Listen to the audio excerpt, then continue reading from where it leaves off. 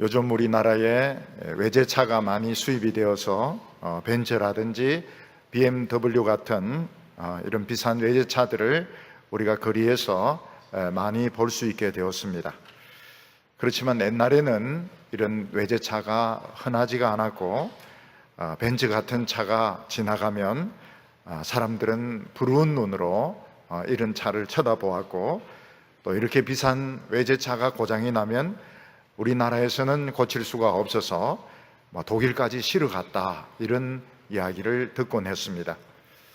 한 번은 서울 강남 어느 곳에 외제차가 많이 주차되어 있는 그 곳에 집중폭우가 쏟아지는 바람에 외제차들 수십 대가 물에 침수가 되는 일이 있었습니다. 비싼 이런 외제차들이 물에 다 침수되면 말려서 쓸 수 있는가? 그러니까 그럴 수 없고 결국 그 차는 폐기 처분된다고 합니다. 물론 그럴 리는 없겠지만, 만약 그 동네에 벤츠 회사나 BMW 회사의 기술 최고 책임자가 그곳에 오게 되었다면 그는 자기 회사 차가 그렇게 폐기되는 것을 원치 않을 것입니다. 또 다른 사람들이 거기에 이 회사의 최고 기술 책임자가 와 있다면, 그것을 안다면 모두 몰려와서 자기 차를 고쳐달라고 요구할 것이고, 또 그 회사의 명예가 있기 때문에 아마 차들을 다 새 차 수준으로 고쳐주든지 교환해주든지 할 것인데, 그런 일은 사실은 일어나지 않았습니다. 그런데 옛날에 이것보다 몇십 배, 몇백 배 더 중요한 일이 일어났습니다. 우리 인간들은 모두 다 이 세상에서 태어났지만, 사실 우리 인간의 모든 이런 설계들, 정신이라든지 영혼이라든지 우리 육체의 이런 모든 복잡한 이런 구조들은 전부 천국에서, 하나님 나라에서 설계되어서 만들어졌습니다. 그래서 사실 우리 인간들이 정신적으로 고장이 나거나 육체적으로 망가지고 인생이 망가졌을 때에는 사실 하나님 나라에 데리고 가서 거기서 수리를 해야 될 정도로 우리 인간들은 굉장히 복잡하고 정교하게 만들어져 있습니다. 그런데 옛날 이스라엘의 갈릴리 땅에 우리 인간을 설계하시고 실제로 기술적으로 만든 총책임자가 이 세상에 오시게 되었습니다. 그런데 그는 천사같이 생기지도 않았고, 유대인들이 또 제일 중요하게 생각하는 돈이라든지 학벌 같은 것, 권력 같은 것을 하나도 가지지 않았기 때문에 사람들은 그를 인정을 하지 않았습니다. 근데 그분은 우리 인간을 만드신 기술 총책임자라는 그런 증거들이 조금씩 나타나기 시작했습니다. 그 하나가 무엇인가 하면, 그분은 우리 인간의 문제를 너무너무 잘 알고 계셨던 것입니다. 그리고 그분이 말씀을 하시는데 그 말씀을 들을 때 말씀 하나하나가 우리 인간 깊은 곳에 있는 그 폐부를 깊이 찌르는 말씀이었고, 사람들이 그 말씀을 들을 때 속이 시원해지고 인생이 변화되는 것을 느낄 수가 있었습니다.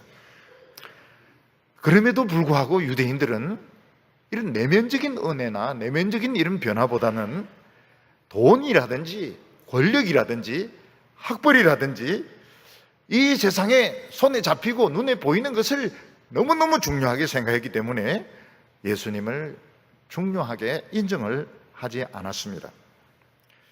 그런데 예수님께서는 그 말씀으로 사람의 마음을 바꾸는 것만이 아니고 육체의 병도 고치기 시작하셨습니다. 예수님께서는 어떤 한센병자가 주여 당신이 원하시면 저를 깨끗게 하실 수 있습니다, 그러니까 깨끗해져라 하는데 그 순간 그 사람 한센병이 완전히 치료되는 일이 일어났습니다. 그리고 유대인들은 가까이 오지 않는데 한 이방인 백부장이 사람을 보내가지고 지금 자기 하인이 중풍병에 걸려서 죽어가는데 예수님 좀 고쳐주십시오 이랬을 때 예수님은 현장에 가시지도 않고 말씀만으로 그 죽어가는 그 중풍병자를 고치는 일을 하셨습니다. 그럼에도 불구하고 사람들은 예수님께 몰려오지 않았습니다. 왜냐하면 자기들이 생각하는 메시아와 달랐기 때문입니다. 그러다가 예수님께서 베드로의 그 장모, 나이 드신 이런 할머니 한 분이었습니다. 이 할머니 한 분이 열병에 걸려서 거의 다 죽어가는 것을 예수님께서 손을 잡아서 고치셨을 때, 그때 사람들이 예수님께 막 몰려들기 시작했습니다. 말씀을 듣고서는 움직이지 않던 사람들이 또 한센병자가 고치고 중풍병자가 고쳐지는 것을 보고서도 긴가민가 하던 사람들이 할머니 한 분이 열병이 떠나는 것을 통해서 사람들 마음이 막 뜨거워지면서 막 몰려들기 시작했는데, 정신질환자들, 고름 흘리는 사람들, 장애를 가진 사람들, 이런 사람들이 막 몰려들기 시작하면서 많은 사람들이 고침을 받게 되었다고 말씀하고 있습니다. 오늘 우리가 알아야 될 것이 뭔가 하면, 우리 인간의 가장 중요한 문제, 중요한 질병은 이 알아내기가 아주 어렵다는 것입니다.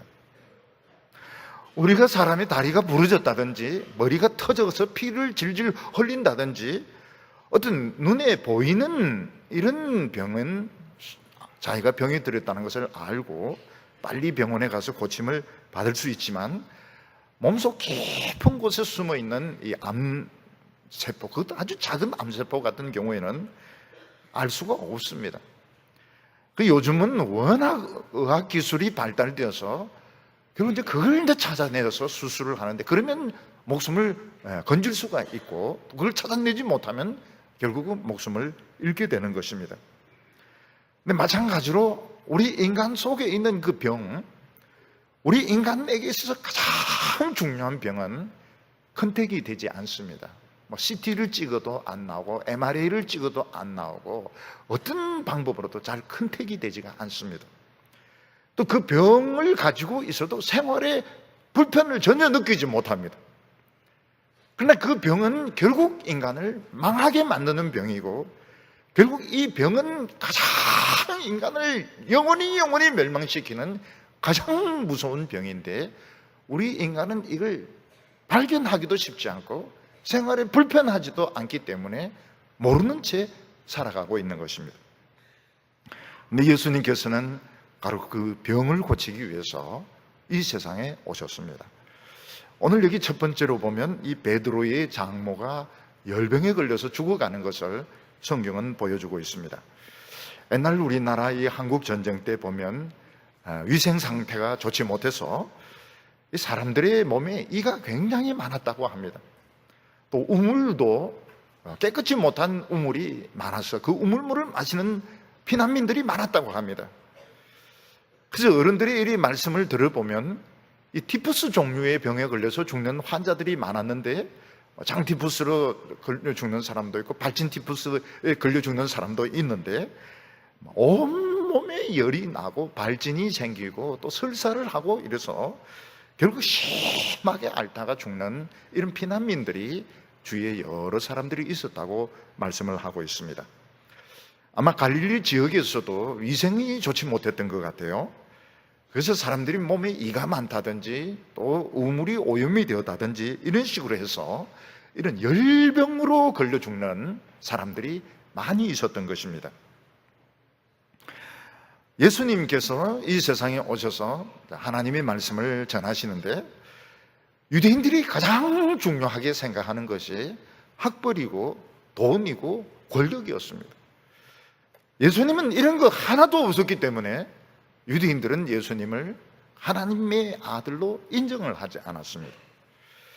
그런데 예수님에게 있어서 하나님의 아들이라는 이 증거들이 나타나기 시작했는데, 그 중 하나가 무엇인가 하면 예수님은 인간의 문제를 너무 잘 알고 계셨던 것입니다.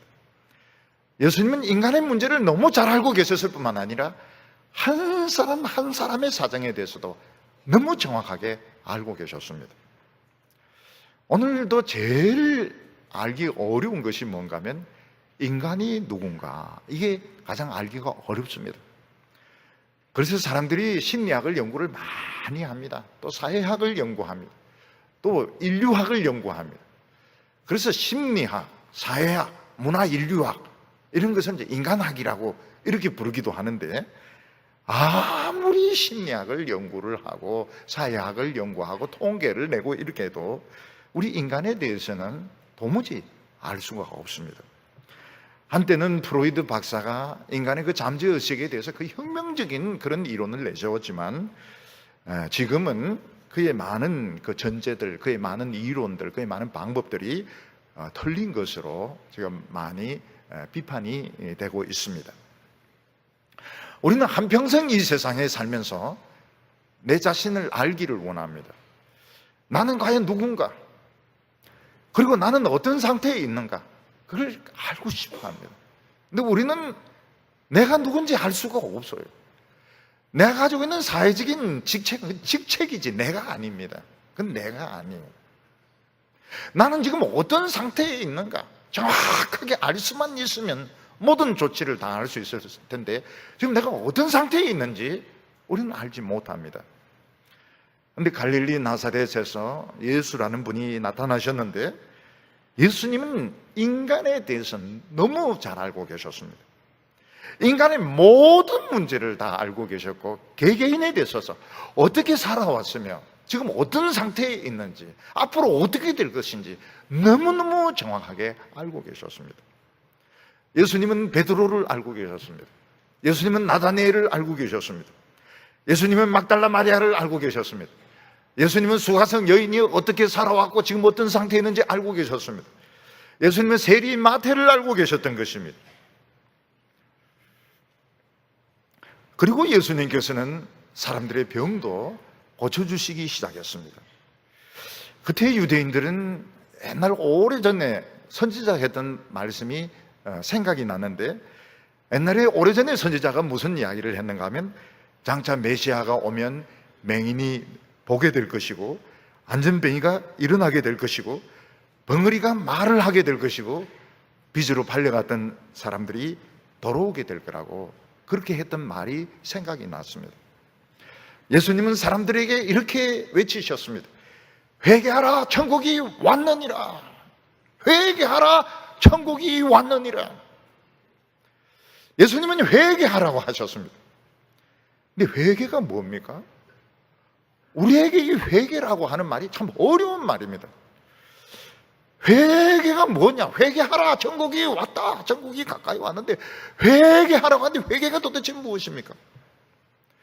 옛날에 어떤 종교에서는 이 회개를 그렇게 가르쳤습니다.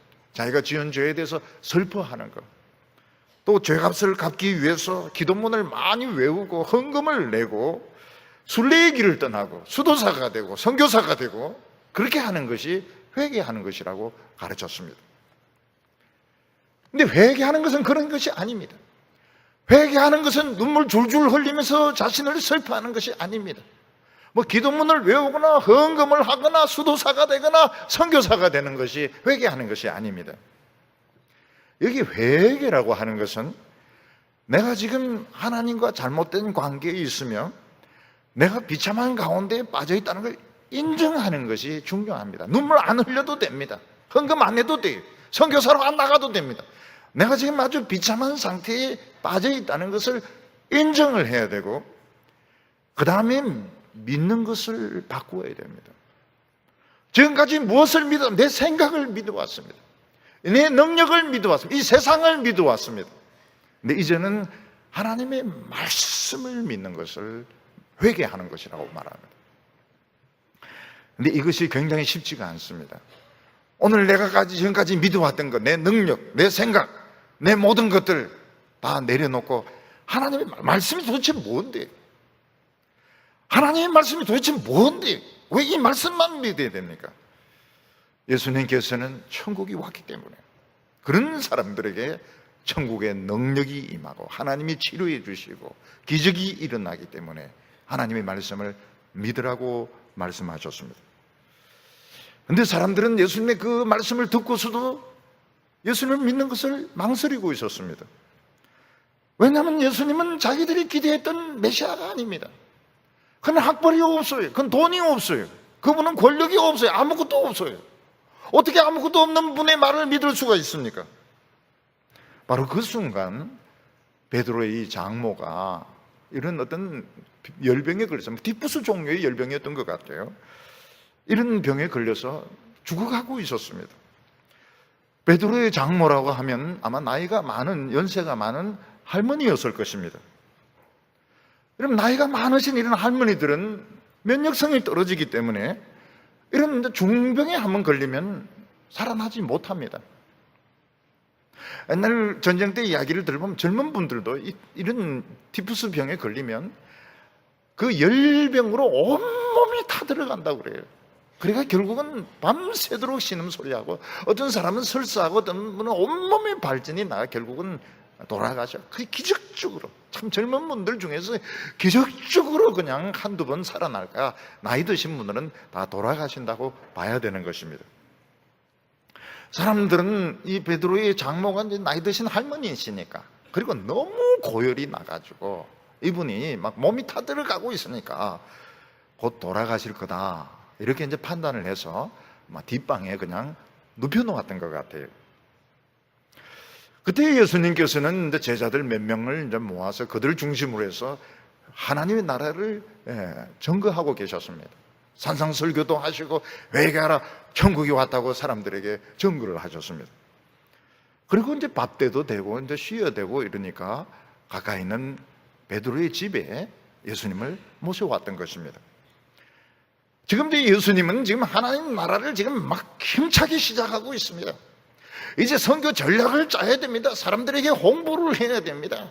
그리고 어떻게 하면 효과적으로 이 하나님의 말씀을 전할 것인지 조직을 짜야 됩니다. 근데 예수님의 이 제자들이 순수한 사람들이었습니다. 그들이 전략적인 인물이라고 하면 할머니 한 분이 뒷방에서 신음하고 죽어 가시는 거, 이거 말하지 않을 겁니다. 뭐 할머니 한 분인데요. 근데 예수님의 제자들이 그 특징이 뭔가 하면 사람들이 순수한 사람들이었습니다. 그래서 무슨 전략을 짜고 뭐 이런 것보다도 예수님에게 지금 뒷방에 베드로의 그 장모가 지금 열병으로 거의 다 죽어갑니다, 그런 이야기를 하게 된 것입니다. 사람이 이런 것을 내놓는 것이 참 쉽지가 않습니다. 어떤 목사님이 교인집에 이제 신방을 왔는데 부부가 엘리트입니다. 부부가 아주 명문대학교를 나오고 잘 생기고, 근데 그 집에 그 아이가 자폐증을 가지고 있었고 무슨 장애를 가지고 있었던 겁니다. 그러니까 이 부부는 아이를 교회도 안 데리고 오고, 그 신방 왔을 때 애를 벽장 안에 가두어 놓았습니다. 못 나오게 하려고, 목사님 못 보게 하려고.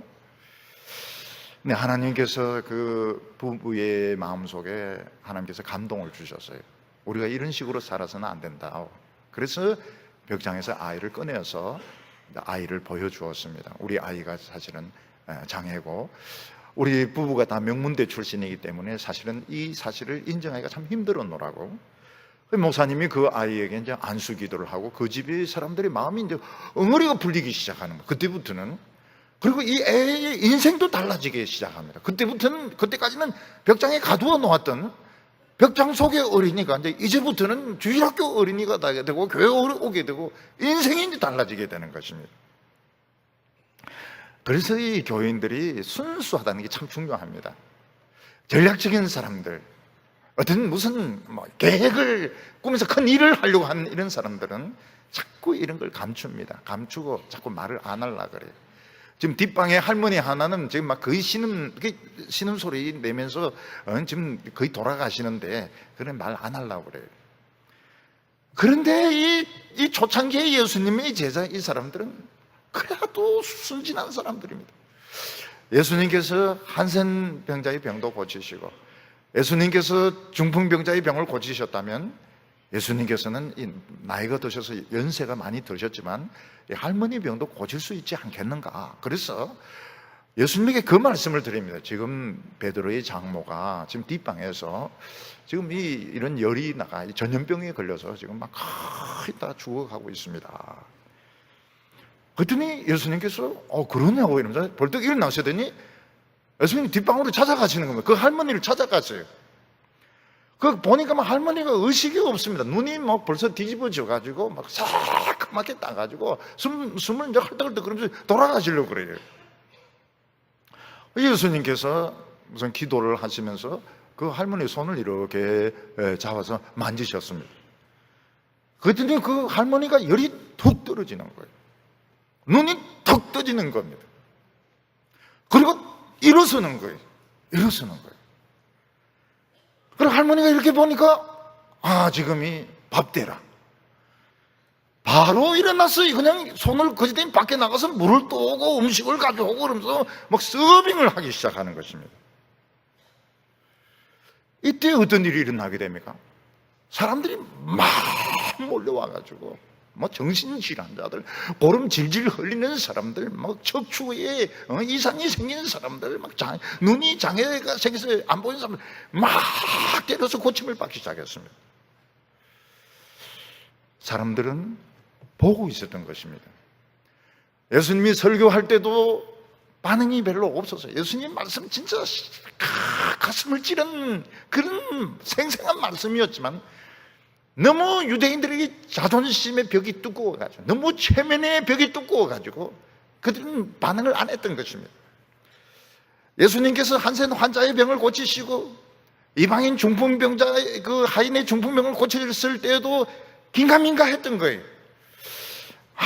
예수님은 저런 분인가 아닐까 마음속으로 긴가민가 하면서 그들은 반응을 안 하고 있었습니다. 그렇지만 사람들은 보고는 있었던 거예요.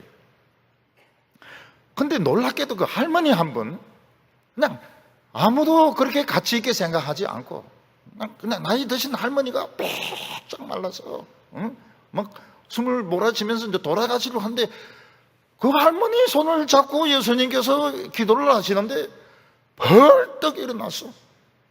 옛날에 그 강건한 할머니로 변한 겁니다. 그 일하던 할머니, 처녀로 변한 건 아닙니다. 할머니입니다. 그냥 할머니지만 열심히 한창 때 그 할머니 그 힘으로 변해서 물도 떠가지고 오고 행주를 가지고 닦기 시작하고 이럴 때 사람들 마음이 뜨거워지기 시작하면서 막 몰려들었습니다. 부흥이 어디서 시작되었습니까? 할머니 행주에서 시작이 되었던 겁니다. 왜 무슨 전략을 짜고 계획을 짜고 무슨 행사를 하고 무슨 총회장이 오고 무슨 그런 생각 버려야 됩니다. 할머니 한 분이 아무도 그냥 관심 안 가져주고 그냥 사실은 뒷방에 그냥 처박아 놓은 거나 마찬가지인데 돌아가시는 시간만 기다리고 있는데 그분이 벌떡 일어나가지고 강건한 할머니, 행주 들고 설치는 할머니, 물 옮기는 할머니, 그걸 보고서 사람들 마음이 뜨거워지기 시작하면서 메시아가 왔다. 우리가 기다리던 메시아가 왔다. 저분이 진짜 메시아다. 그러면서 사람들이 막 몰려오기 시작했는데 예수님께서 그 사람들 다 고쳐주셨습니다. 그때 장면을 생각하면서 마태 사도는 그 이야기를 합니다. 17절에 이는 선지자 이사야를 통하여 하신 말씀에 우리의 연약한 것을 친히 담당하시고 병을 짊어지셨도다 함을 이루려 하심이었더라. 예수님이 이 세상에 오신 목적이 무엇입니까? 우리의 연약한 것을 담당하시기 위해서, 우리의 병을 짊어지시기 위해서 예수님이 이 세상에 오셨던 것입니다. 그래서 우리가 자꾸 넘어지고 실패하고 도덕적으로 잘못을 저지르고 하나님 말씀에 순종하지 못하고 넘어진 건 당연한 겁니다. 그렇게 하라고 그것을 예수님이 짊어지기 위해서 오신 것입니다. 우리가 이 병에 걸리고 저 병에 걸리고 많은 병으로 고통받는 거, 그 예수님에게 가지고 오는 거 부끄러운 것이 아닙니다. 왜냐하면 예수님이 그걸 짊어지시기 위해서, 우리의 모든 병을 짊어지시기 위해서 예수님이 이 세상에 오셨기 때문입니다. 예수님이 어떻게 해서 그걸 다 짊어지실 수 있습니까? 예수님이 우리 인간을 설계한 분이십니다. 우리 인간을 만드는 전체 책임은 하나님이 하셨습니다. 성부 하나님이 하셨지만 우리의 정신적인 문제, 육체적인 문제, 감정적인 문제, 모든 복잡한 부분은 예수님이 다 설계를 하신 겁니다. 우리를 너무 잘 알고 계세요. 우리를 너무 전부 다 고칠 수 있습니다. 사람들이 예수님의 그 놀라운 설교를 듣고서는 잘 움직이지 않던 사람들이, 한 사람 두 사람 병 고치는 거 보고서는 잘 움직이지 않던 사람들이 벌떡 일어서 가지고 행주 가지고 닦고 그것에 사람들이 막 마음이 움직여서 막 몰려들기 시작했던 겁니다. 여기서 우리가 알 수 있는 것이 뭡니까? 할머니를 우습게 알아서는 안 된다는 것입니다. 할머니를 우습게 알아서는 안 됩니다. 할머니를 우습게 알아서는 안 돼요. 저는 교회에서도 참 감사한 것이 뭔가 하면 할머니들이 은혜를 많이 받으세요. 할머니들이 설교를 열심히 듣고 은혜를 많이 받으세요. 할머니 마음속에 막 부흥이 있습니다. 부흥이 살아있어요. 우리는 보면 저 사람은 그렇게 중요한 사람이 아닐 거야. 그런데 그게 아닙니다. 그런 분, 돈도 없는 분, 가난하신 분, 나이 드신 할머니, 그런 분들이 병고침을 받는데 사람들의 마음이 움직여지는 겁니다. 사람들의 마음이 뜨거워지는 거예요. 그리고 막 병자들이 막 몰려오면서 부흥이 일어났던 것입니다. 그래서 우리는 가족의 병을 통해서 부흥이 일어나야 되겠구나. 우리 가정 식구 중에 누가 아픈 사람을 통해서 부흥이 일어나야 되겠구나. 이걸 생각을 해야 됩니다. 예수님 오셔가지고, 예수님 우리 집에 오셔가지고 병도 고쳐주시고 부흥도 일으켜 주십시오. 그렇게 기도하시기를 바랍니다. 오늘 두 번째로 예수님께서는 부흥에는 비결이 있다고 말씀하셨습니다. 하나님의 아들이 우리의 모든 연약한 것, 정신적으로 연약한 것, 육체적으로 병든 것, 우리 인생에 성공하지 못한 것 다 책임지기 위해서 오신 것은 참 엄청난 축복입니다. 그렇지만 여기에는 문제가 있습니다. 무슨 문제가 있습니까? 우리는 우리 인간 자신의 문제를 인식을 못한다는 것입니다. 조금 전에도 말씀을 드렸듯이 우리가 배가 아프다든지 다리가 부러졌다든지 머리가 깨어서 피가 질질 흐른다든지 이러면은 우리는 지금 내가 병들었다는 것을 알고 빨리 병원에 가서 치료를 받을 것입니다. 그러나 몸 아주 안에 있는 작은 암세포, 이거는 우리는 인식을 못합니다. 생활에 불편이 없어요. 그러나 결국은 그것 때문에 죽습니다. 마찬가지로 우리 인간의 병은 세포 속에 들어있는 것도 아니고 영혼 속에 들어있습니다. 우리 영혼 속에 암덩어리가 들어있고 우리의 마음 속에 죄덩어리가 들어있는데 이거는 인식이 안 돼요. 인식이 안 되고 그리고 생활에 전혀 불편을 느끼지 않습니다. 그래서 유대인들은 예수님을 이상하게 생각했어요. 아니 우리는 죄 안 지었는데 왜 자꾸 우리 보고 죄 지었다고 회개하라고 하느냐고. 우리는 지금 문제가 없는데 왜 예수님께서는 자꾸 문제가 있다고 그냥 참 이상한 사람이라고, 정신이 돌아온 사람이라고, 귀신 걸린 사람이라고 그런 식으로 이야기해요. 왜냐하면 인식이 안 되기 때문에. 그래서 대개 합병증으로 찾을 때가 많습니다. 사람 몸에 큰 병이 걸렸습니다. 병이 걸리기 때문에 병 때문에 기도하고 말씀 듣다 보니까 내 속에 죄가 있구나. 그냥은 죄를 인식하기는 좀 어려웠는데 몸에 병이 생기는 것을 통해서 안에 죄가 있고 이 죄가 더 큰 문제구나. 그래서 예수 믿는 사람들이 많습니다. 또 그냥은 예수 믿기가 어렵지만 이 경제적인 어려움을 통해서 도대체 먹고 살 것이 없으니까 그냥 하나님 앞에 와서 막 매달리고 기도하고 이러다 보니까 설교 말씀을 듣게 되고 그러다 보니까 죄를 알게 되어서 예수를 믿는 경우도 있고요. 또 사회적인 그런 혼란과 어려움을 통해서 전쟁 날까 싶어가지고 우리나라 망할까 싶어서 막 불안하니까 누가 교회 가서 설교 듣다 보니까 이거를 알게 되는 경우가 많이 있습니다. 그래서 우리 인간의 문제는 어떻는가 하면 자신의 그런 지력을 가지고는 이 병덩어리를 알 수가 없어요. 사실은 이게 문제입니다. 이것 때문에 인간이 미치고 이것 때문에 죄지고 이것 때문에 영원히 지옥에서 고통을 받아야 됩니다. 이거 내놓으면 안 돼. 이 영원히 불태워야 되는 겁니다. 그런데 사람은 이걸 인식을 못하는 겁니다. 그래서 성경에는 뭐라고 말하고 있습니까? 병든 자와 가난한 자들에게 복음이 전거될 거라고요. 그런데 우리나라는 어떻습니까? 너무 목사들이 뛰어나서 부자들에게 전도를 한 겁니다. 폭발적인 부흥이 일어났습니다. 공부 많이 한 사람에게 복음을 전하는 폭발적인 부흥이 일어났습니다. 근데 그들은 기독교를 어떻게 접근을 합니까? 기독교를 죄로 접근을 하지 않습니다. 문화적으로 접근합니다. 이벤트로 접근합니다.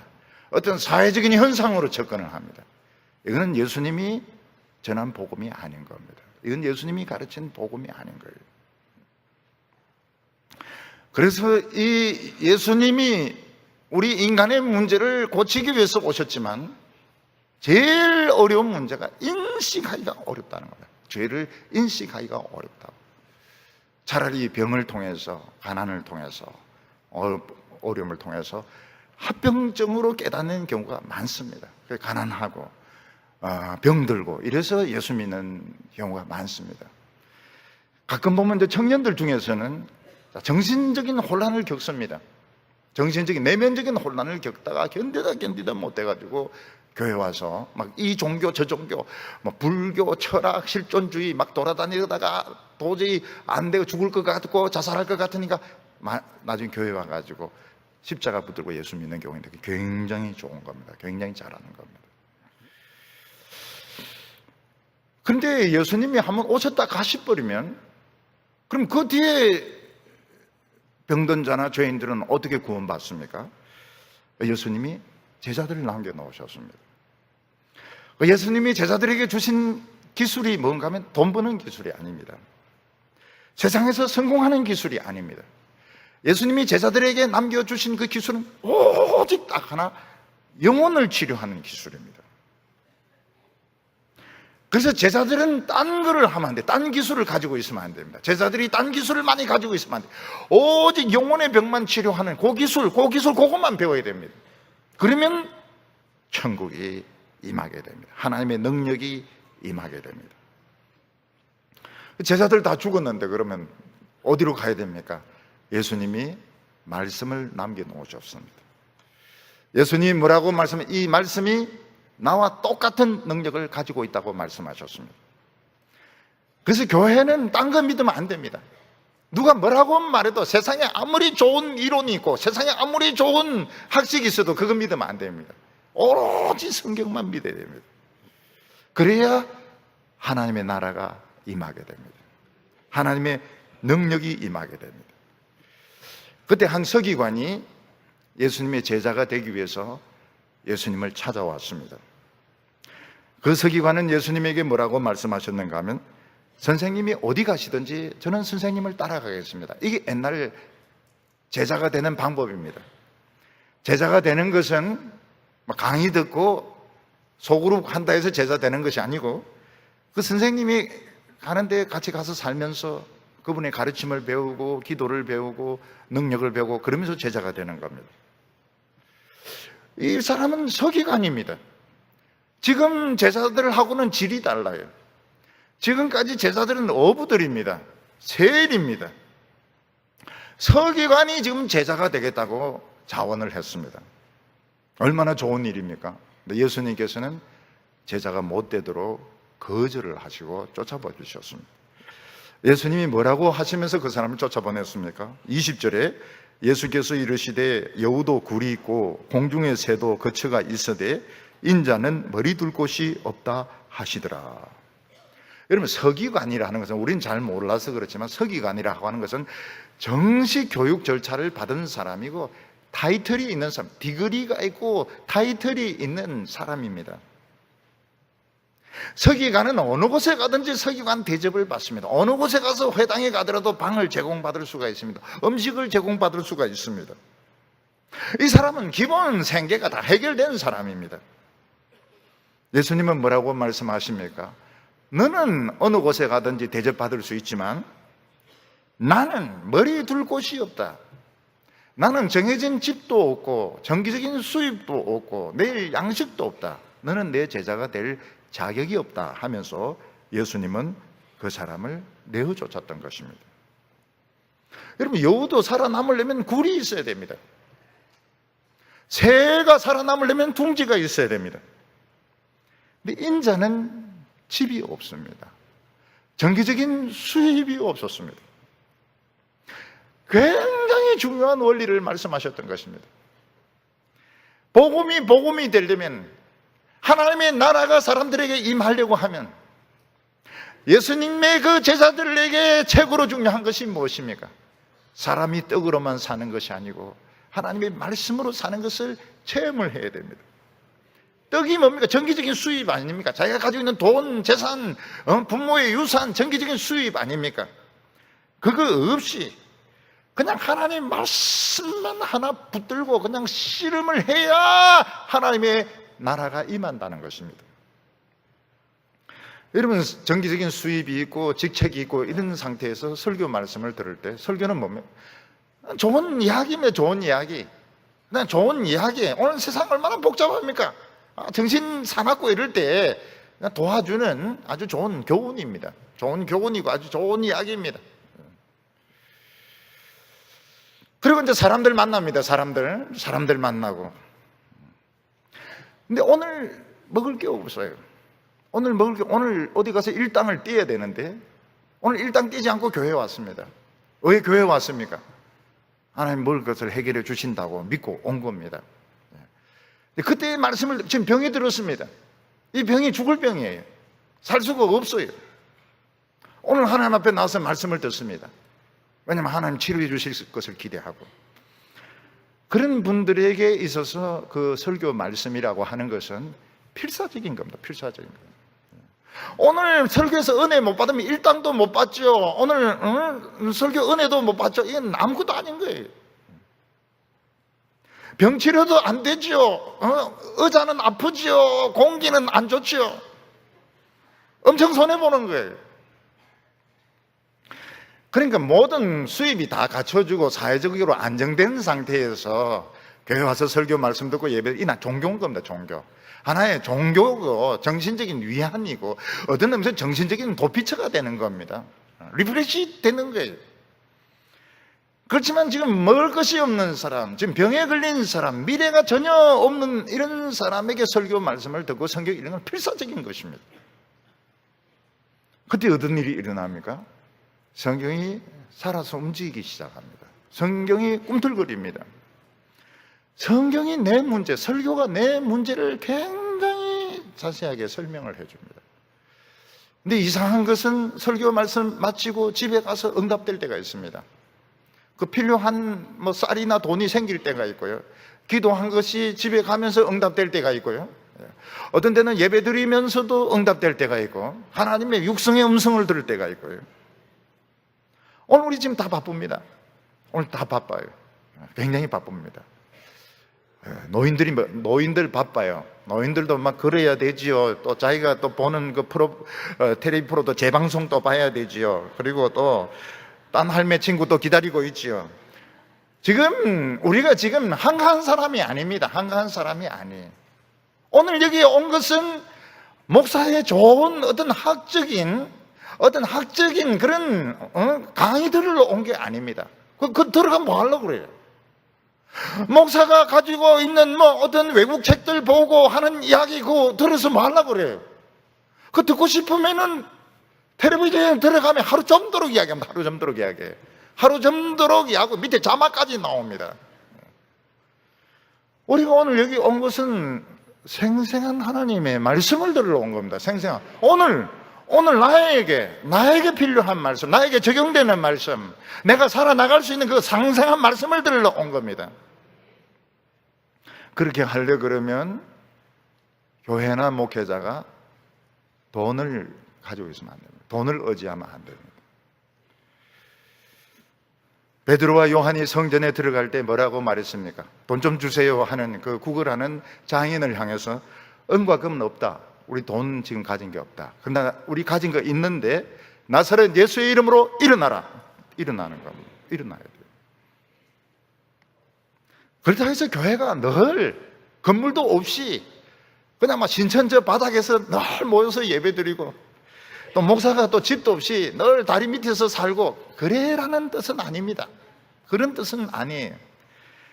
그렇지만 교회가 자기 땅을 가지고 이런 건물을 가진다는 것은 굉장히 부자가 된 것을 말하는 겁니다. 주차장을 가지고 있다는 것은 굉장히 부자가 된 것을 말하는 겁니다. 이것은 아주 위험할 수 있다는 것을 말하는 겁니다. 목회자나 교인들에게 또 교회에 있어서 제일 무서운 것은 안정입니다. 우리가 안정된다는 것, 수입이 안정된다는 것, 먹고 살만하다는 것, 우리가 정착이 된다는 것, 우리가 먹고 사는 것이 걱정이 없다는 것, 하나님의 말씀을 죽도록 붙들지 않아도 얼마든지 살 수 있다는 것이 굉장히 무서운 것입니다. 오늘 목회자나 성도들은 뭘 무서워해야 됩니까? 안정에 길들여지고 있을 때 무서운 일이 일어나고 있구나, 굉장히 무서운 일이 나에게 일어나고 있고 무서운 데 빠지고 있구나, 하나님의 능력이 빠져나갈 수 있구나, 그거를 무서워해야 됩니다. 오늘 한국 교회는 예배당부터 먼저 딱하게 짓습니다. 교인들부터 막 불러 모읍니다. 그리고 프로그램 돌립니다. 기독교가 아닙니다. 그건 쇼입니다. 쇼. 그건 쇼지. 기독교가 될 수가 없어요. 기독교가, 교회가 건물을 가질 수 있습니다. 가질 수 있습니다. 목회자도 너무너무 사는 것이 힘드니까 교인들이 목사님 생계 걱정하지 마시고 그냥 설교에만 전념하십시오. 그래서 교인들이 모아서 집을 사드립니다. 참 감사한 일이죠. 좋은 일이죠. 그렇지만 무서운 일입니다. 왜 무서운 일입니까? 우리는 안주하기 시작합니다. 그리고 말씀에 필사적이지가 않아요. 필사적이지 않아요. 왜냐하면 우리는 살만하니까요. 살만하니까요.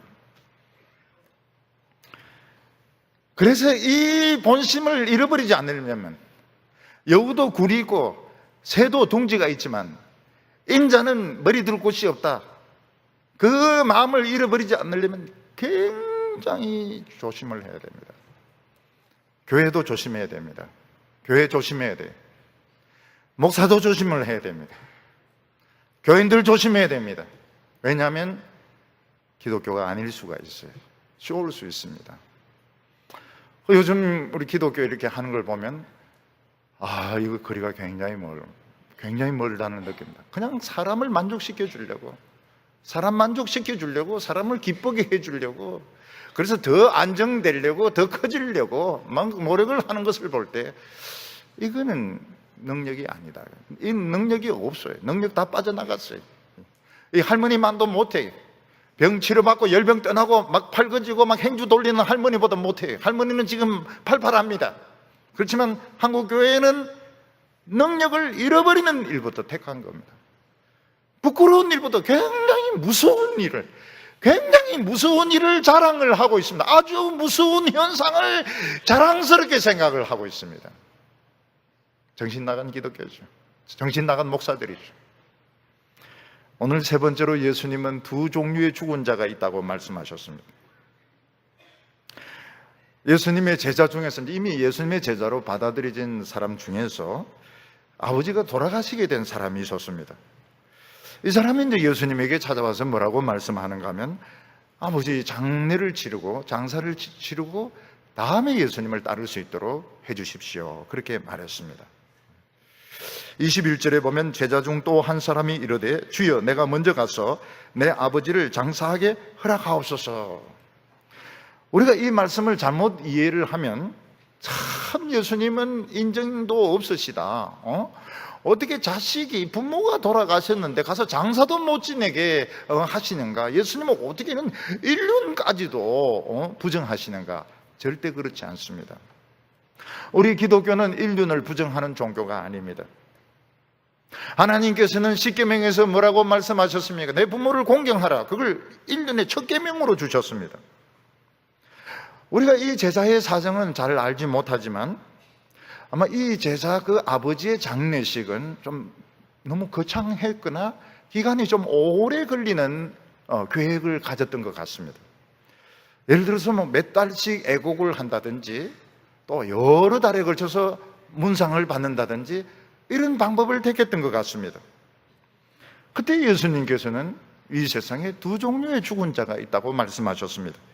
22절에 예수께서 이르시되 죽은 자들이 그들의 죽은 자를 장사하게 하고 너는 나를 따르라 하시니라. 예수님은 이 세상에 두 종류의 죽은 사람이 있다고 말씀하셨습니다.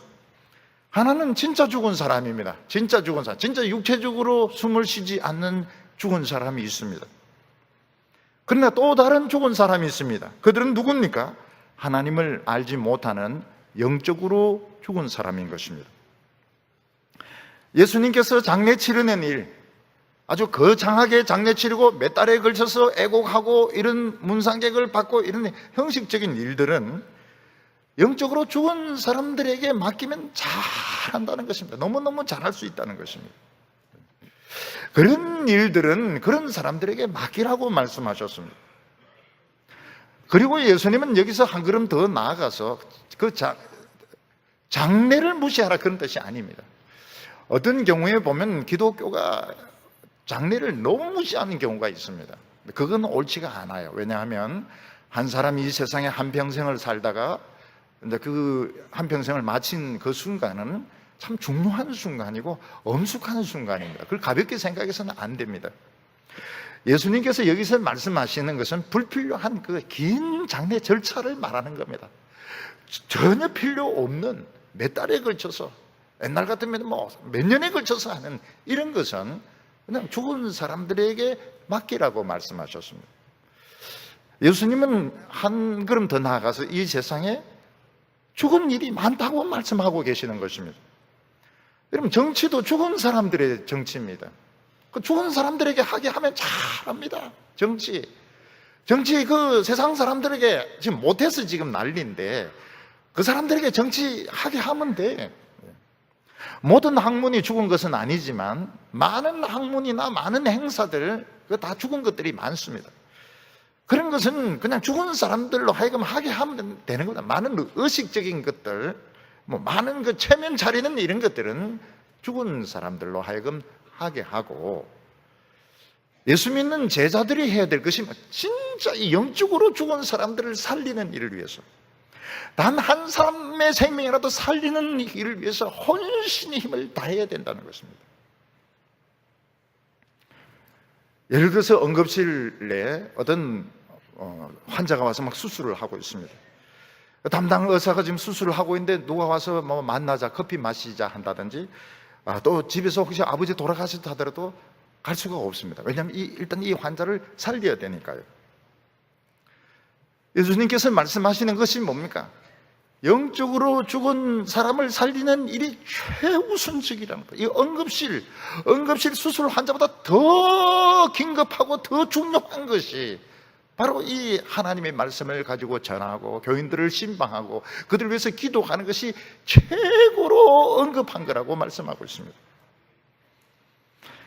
그런데 예수님의 제자라는 사람들이, 목사라고 하는 사람들이 명절 다 찾고 친구들 대소사 다 찾고 성지순례 그것도 몇 번씩이나 가고, 한 번 가는 거는 용서해 줄 수가 있습니다. 몇 번씩 가고 그걸 막 자랑을 하고, 외국에 막 번질나게 다니고. 여러분, 외국에 자랑할 때는 우리 정말 못 살 때, 비행기도 구경 못 했을 때 그때 이제 외국 가는 거잖아요. 지금은 외국 가는 게 지겹지도 않습니까?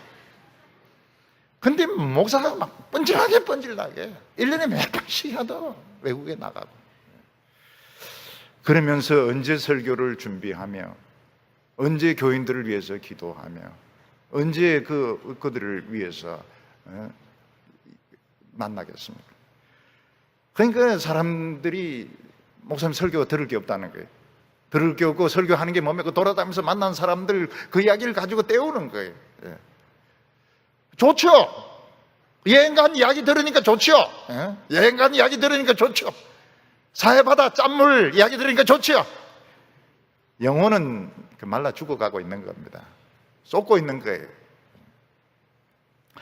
목사가 얼마나 중요한 사람인데,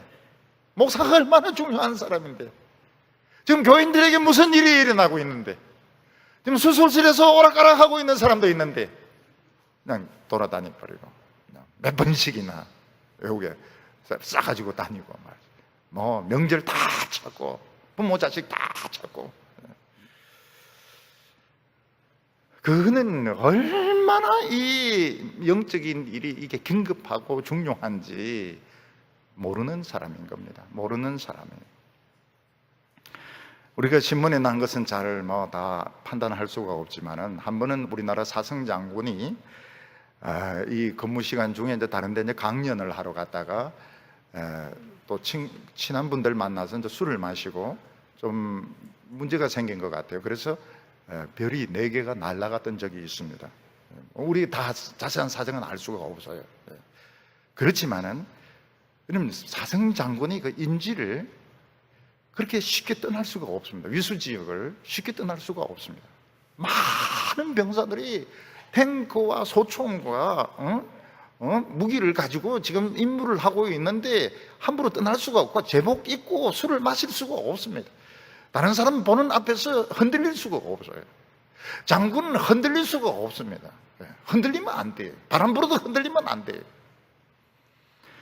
제가 한 번은 이렇게 그 휴게소에서 보니까 별을 하나 단 장성입니다. 그 휴게소 그 화장실에서 양치질을 하고 있더라고요. 제가 이 사람 진짜 별이 맞나 해서 다시 보니까 맞아요.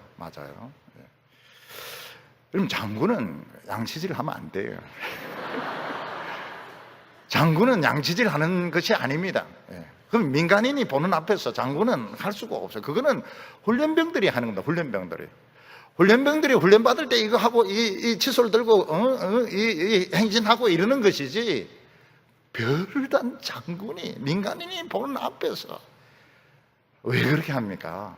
만약 해야 되겠다 싶으면 운전병 차 빼, 가까운 호텔에 들어가가지고 거기서 하고 나오든지 이렇게 해야지. 어떻게 그 부하를 통솔하는 사람이 남들이 보는 앞에서 이렇게 입에 막 이렇게 거품 막 흘리면서 저 사람이 정말 장군이 맞나. 내가 참 정말 마음이 굉장히 안 좋았어요. 어떻게 저럴 수 있는지. 목사가 뭐 하는 사람인지, 장로가 뭐 하는 사람인지 우리 생각을 깊이 해야 됩니다. 깊이 해야 돼요. 장로는 뭐 하는 사람입니까? 아론과 훌같이 목사 옆에 딱 붙어야 됩니다. 딱 붙어서 같이 기도하고 같이 힘쓰고 같이 해야 되는 겁니다. 뭐 하는 사람인데? 집사는 뭐 하는 사람이며, 권사는 뭐 하는 사람이며, 목사는 뭐 하는 사람이며, 목사가 무슨 명절이 있습니까? 목사가 무슨 명절이 있어요? 목사가 무슨 성지순례가 있습니까? 지금 뭐 십자군입니까 지금? 목사가 제일 만나지 말아야 될 사람이 정치인들입니다. 정치인들 아예 가까이 오지 못하도록 만들어야 됩니다. 왜 그 꽁무니를 그렇게 뻔질나게 쫓아다니면서 대소사에 얼굴 내밀고 말이에요. 우리는 이 세상에 많은 모임에 초청을 받기도 하고 또 많은 일에 관심을 가져야 돼요. 예수 믿는 사람도 정치해야 됩니다. 정치할 수도 있어요. 정치할 수도 있습니다. 또 사람들이 모임에 갈 수도 있습니다. 그러나 우리는 내가 뭐 하는 사람인지, 내가 뭐 하는, 예수님은 너는 나를 따르라 이렇게 말씀했습니다. 예수님은 예루살렘으로 가지 않았으면, 예루살렘으로 갔으면 예수님의 제자 사역은 100배, 1000배로 성공했을 겁니다. 근데 예수님은 갈릴리로 갔습니다. 갈릴리 인간들 아무리 설명해도 못 알아듣습니다. 끝에 배반하는 게 갈릴리 사람들입니다. 근데 예수님은 갈릴리로 가셨어요. 예수님은 높은 사람들 아무도 만나지 아니하셨습니다. 예수님은 창기들 만나셨어요. 창녀들 만났습니다. 조폭들 만나셨습니다. 세리들 만나셨습니다. 예수님 높은 자리에 올라가지 아니하셨습니다. 예수님은 어디 채찍에 맞으시고 십자가를 지시고 골고다에서 못 박혀 죽습니다. 예수님은 죽은 자로 하여금 죽은 일을 하게 하라고 말씀하셨습니다. 이 세상에 많은 일들이 있지만 우리는 선별이 필요합니다. 그리고 어떻게 하든지 하나님 말씀 붙들고 연구하고 기도하고 상담하고 전도하는 여기에 전념을 다해야지. 죽은 사람을 살리는 일에 노력을 해야지. 왜 높은 자리에 그리 올라가려고 하면 장이 그렇게 좋습니까? 우리 예수 믿는 사람들이 간판이 그렇게 좋고 장이 그렇게 좋습니까? 그렇게 이름을 내고 싶습니까? 그러면 예수님의 제자가 아닌 겁니다. 그리고 그 기독교는 기독교가 아닌 거예요. 오늘 이 부흥은 할머니 한 분이 치료되는 데서부터 시작되었습니다. 늙은 할머니라서 무시하면 안 됩니다. 몸이 안 좋은 할머니라고 해서 업신여기면 안 됩니다. 우리 할머니들도 아이고 죽어야지 이런 소리 하면 안 돼요. 부흥해야지. 어떻게 하든지 나요. 예수님을 섬겨야지 이런 생각을 하시라고요. 예수님이 뭐라고 말씀하셨습니까? 예수님께서 여우는 구리고 새는 둥지는 있지만 인자는 머리 둘 곳이 없다고. 무서운 현상입니다. 기독교가 돈을 가지고 있다는 거예요. 기독교인들이 세상에 성공한 사람들이 많다는 거예요. 목사가 그렇게 세상적으로 학벌이 좋고 뛰어나다는 거예요. 아주 무서운 현실입니다. 우리는 아주 무서운 시대에 들어가고 있는 겁니다. 우리 성도님들은 높은 장 좋아하지 마시기 바랍니다. 어떻게 하든지 예수님 따라가고 어떻게든 천국이 임하게 해서 하나님의 뜻을 이루어드리는 성도들 다 되시기 바랍니다. 기도드리겠습니다. 거룩하신 하나님 아버지, 참으로 우리의 모든 연약함과 우리의 모든 병을 짊어지기 위하여 예수님을 보내셨지만 우리는 긴가민가 하면서 결단을 내리지 못할 때가 많았습니다. 내가 알아온 것들, 내가 살아온 것들 중심으로 믿으려고 할 때가 많았습니다. 오늘 이 시간 우리의 마음이 움직이게 하여 주시옵소서.